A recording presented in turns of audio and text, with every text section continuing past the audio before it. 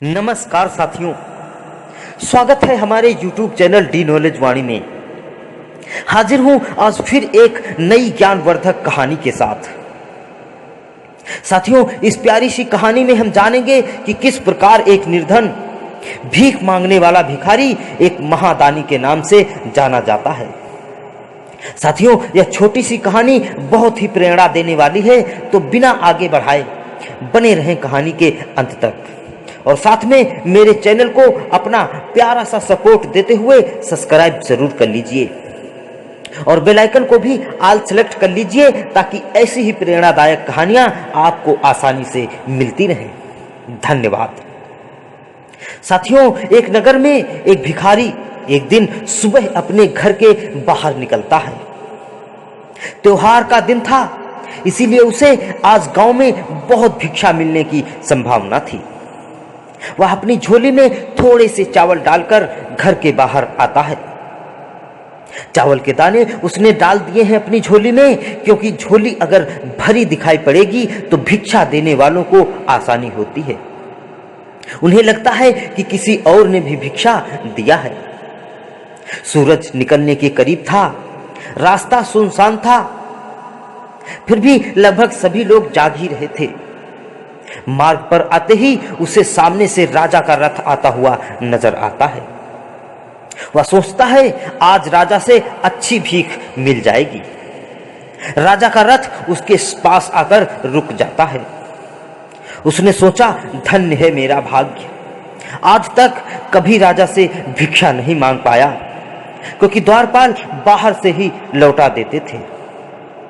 आज राजा स्वयं ही मेरे सामने आकर रुक गया है। भिखारी ये सोच ही रहा था कि अचानक राजा उसके सामने एक याचक की भांति खड़ा होकर उससे भिक्षा देने की मांग करता है। राजा कहता है कि आज देश पर बहुत बड़ा संकट आया हुआ है और ज्योतिषियों ने कहा है इस संकट से उबरने के लिए यदि मैं अपना सब कुछ त्याग कर एक याचक की भांति भिक्षा ग्रहण करके लाऊंगा तभी इसका उपाय संभव है। तुम आज मुझे पहले आदमी मिले हो, इसीलिए मैं तुमसे भिक्षा मांग रहा हूं। यह तुमने मना कर दिया तो देश का संकट टल नहीं पाएगा, इसीलिए तुम मुझे भिक्षा में कुछ भी दे दो। भिखारी तो सारा जीवन मांगता ही आया था, कभी देने के लिए उसका हाथ उठा ही नहीं था। वह सोच में पड़ गया कि यह आज कैसा समय आया हुआ है। एक भिखारी से भिक्षा मांगी जा रही है और मना भी नहीं कर सकता। बड़ी मुश्किल से उसने अपनी झोली में से चावल का एक दाना निकालकर राजा को दे दिया। राजा वही एक चावल का दाना लेकर खुश हो गया और आगे भिक्षा लेने को चला गया। सबने उस राजा को ज्यादा भिक्षा दी, परंतु भिखारी को उस एक चावल के दाने का गम सताने लगा। जैसे तैसे शाम को वह अपने घर आया। भिखारी की पत्नी ने भीख की झोली पलटी तो उसमें उसे भीख के अंदर एक सोने का चावल का दाना नजर आया। भिखारी की पत्नी ने उसे जब उस सोने के दाने के बारे में बताया तो वह भिखारी छाती पीटकर रोने लगा। जब उसकी पत्नी ने रोने का कारण पूछा तो उसने सारी बात उसे बताई। उसकी पत्नी ने कहा, तुम्हें पता नहीं है कि जो दाना हम देते हैं वही हमारे लिए स्वर्ण होता है। जो हम इकट्ठा कर लेते हैं वो तो सदा के लिए मिट्टी का हो जाता है।